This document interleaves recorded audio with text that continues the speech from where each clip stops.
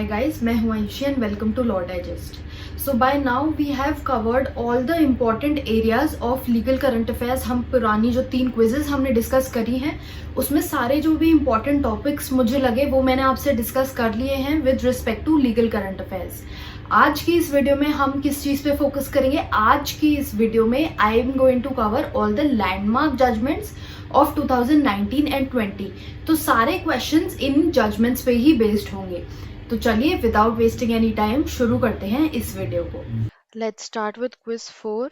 मगर उससे पहले if you haven't subscribed to this channel as yet then please do the same और bell icon दबाइए ताकि आपको आगे आने वाली नोटिफिकेशंस के जो अपडेट्स हैं वो मिलते रहें.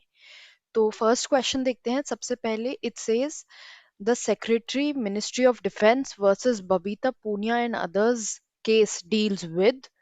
तो ये जो केस है बबीता पूनिया का ये किस मैटर से डील करता है? ऑप्शंस देखते हैं. There cannot be an absolute bar on women being considered for command appointments. Women SCC officers shall be entitled to exercise the option for being considered for the grant of PCs, yani permanent commissions, on the same terms as their male counterparts. And SCC commissioned women officers in the Indian Army are entitled to permanent commission या फिर all of the above. तो अगर हम इस case को देखते हैं, ये एक recent केस है.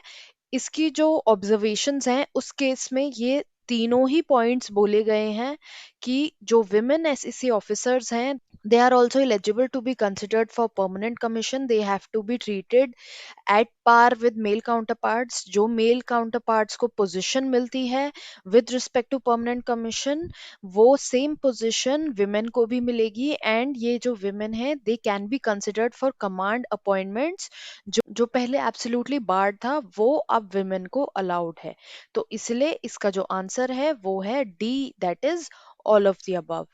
नेक्स्ट क्वेश्चन देखते हैं. It says union of India versus lieutenant Annie Nagaraj का जो केस है वो किस बारे में बात करता है?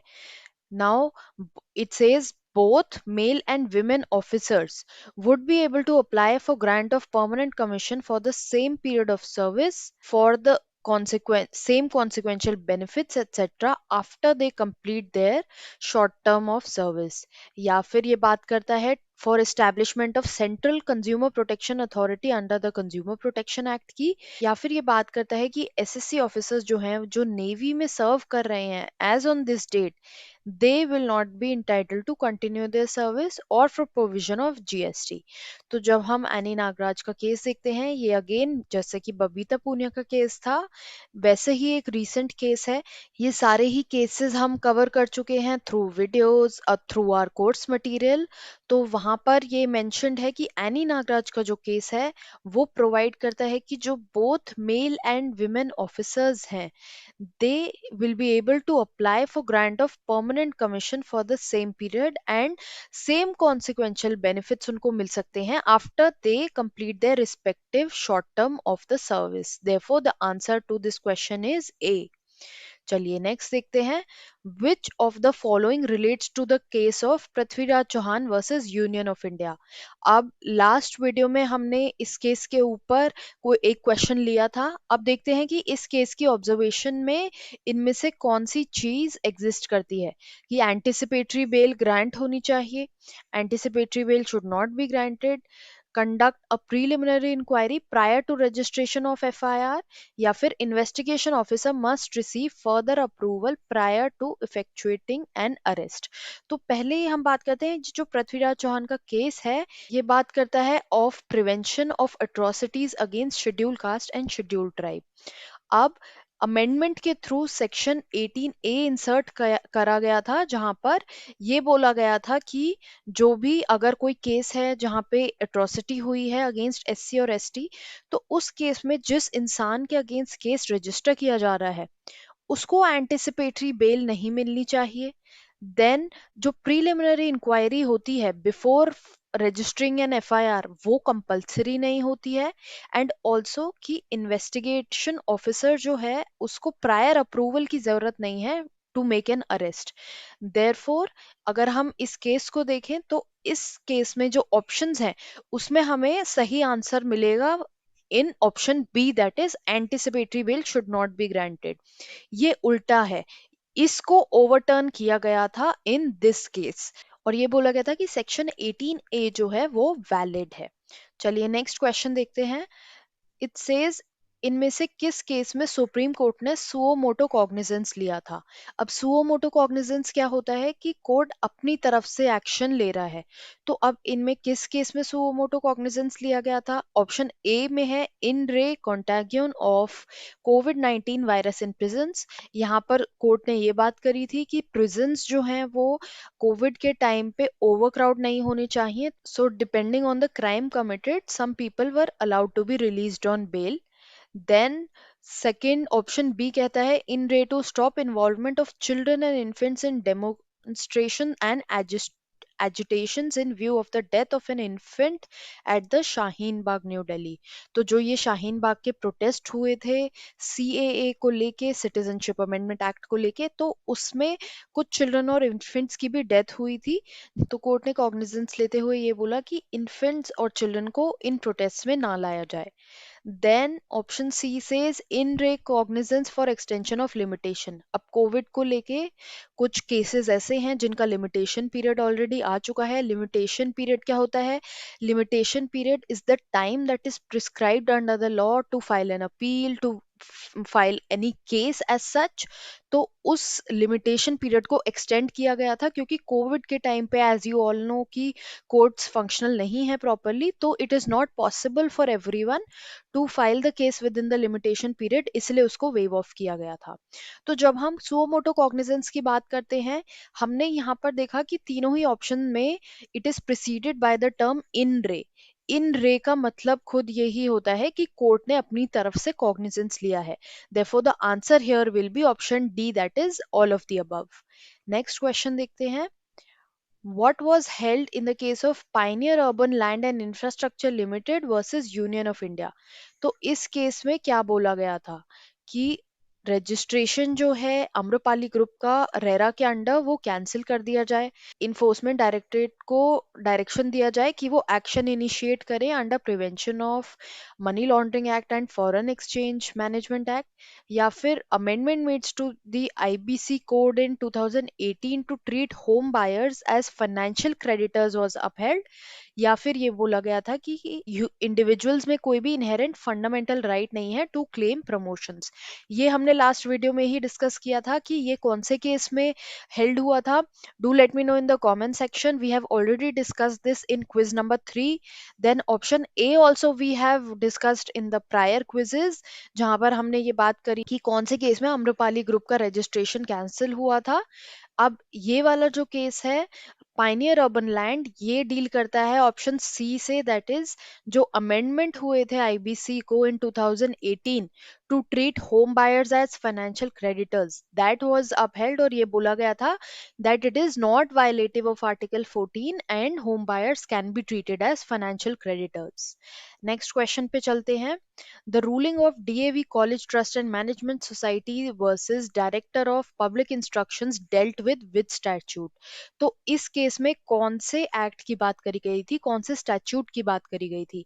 Cooperative societies act, disaster management act, RTI act, या फिर इंसॉल्वेंसी बैंक्रप्सी कोड।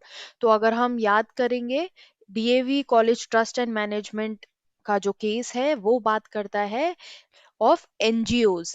ये बोलता है कि जो भी एनजीओज जो सब्सटैंशियली फाइनेंस्ड हैं by the government, they will come under the definition of the term public authority under the right to information act. अब public authority has been defined under RTI act, under which section, ये भी एक question बन सकता है। So do let me know in the comment box. Next चलते हैं question 7 पे। What PIL was filed in the case of Center for Accountability and Systematic Change versus Ministry of Home Affairs? तो इस case में PIL किस relation में file हुई थी?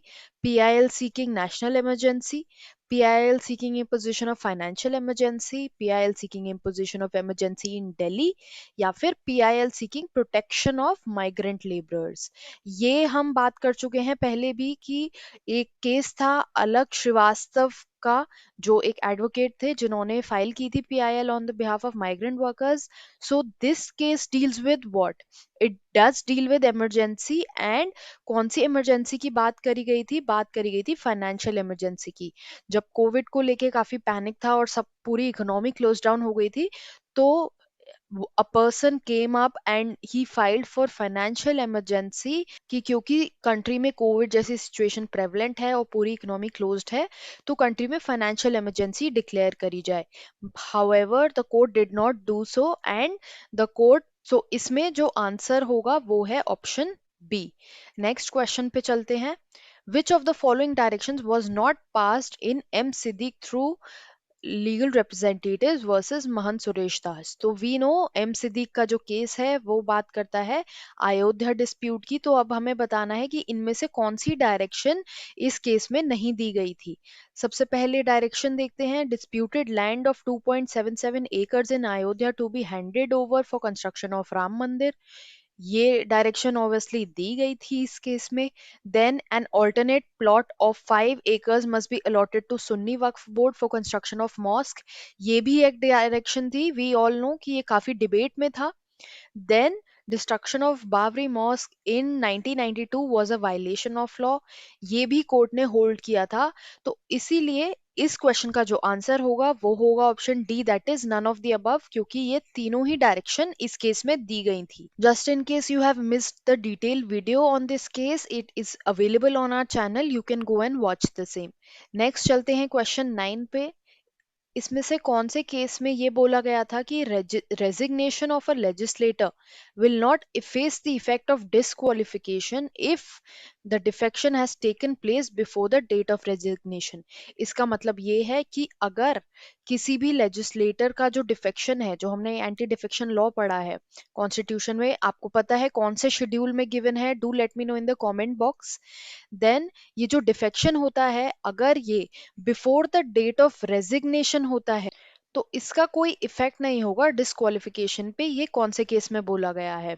SR Bommai versus State of Karnataka, Shiv Sena and others versus union of India, Shrimant Bala Saheb Patil versus honourable speaker Karnataka legislative assembly, या फिर Hindustan construction Company versus union of India? So SR Bommai का case we know it deals with secularism, और यहाँ पर flow testing की बात करी गई थी, जहां पर मेजोरिटी प्रूव करने को बोला गया था. काफी कुछ डायरेक्शंस आई थी कि गवर्नमेंट के डिस्क्रिशन के बारे में बोला गया था कि अगर इमरजेंसी डिक्लेयर हो रही है तो गवर्नर का डिस्क्रिशन कैसा हो सकता है. देन शिवसेना का जो केस था वो भी again it deals with flow testing. इस केस में क्या हुआ था ये हम ऑलरेडी डिस्कस कर चुके हैं अपनी वीडियो ऑन लैंडमार्क जजमेंट्स पे. We have discussed it in the course material as well. Then Hindustan construction company का केस जो है वो आर्बिट्रेशन से रिलेटेड है. तो अगर आपको ये पता होगा कि ये बाकी सारे केसेस किससे डील करते हैं, तो by elimination also you can figure out the right answer. तो इसका जो आंसर है वो है option C. Moving on, let's see the last question of this video. Which of the following cases deal with curative petition? अब curative petition वो होती है जो review petition के बाद फाइल की जाती है, and this is the last petition that is filed. तो अब क्यूरेटिव पिटिशन कौन से केस में फाइल हो चुकी है? Pawan Kumar Gupta versus State of NCT of Delhi, Rupa Ashok Hurra versus Ashok Hurra and others, Mukesh Kumar and others versus State of Uttarakhand, या फिर बोथ ए एंड बी. तो जैसा कि आप जानते हैं हमने ये केसेस डिस्कस पहले भी किए हैं. पवन कुमार गुप्ता का जो केस है ये बात करता है निर्भया केस के बारे में. इस केस में क्यूरेटिव पिटिशन फाइल की गई थी बिफोर द कोर्ट ताकि डेथ पेनल्टी को चेंज किया जाए, but recently it was rejected. Then Rupa Ashok Hurra का केस जो है वो एक लैंडमार्क जजमेंट है on the point of curative petition. Then Mukesh Kumar and others का जो केस है वो अभी हमने पहले ही डिस्कस करा है, ये बात करता है प्रमोशन की. So therefore the answer to this question will be D, that is both A and B. दोनों ही केसेस में क्यूरेटिव पिटिशन की बात करी गई है. तो इसी के साथ ये वीडियो खत्म होता है. Just in case you have any doubts और queries, do let me know in the comment section below.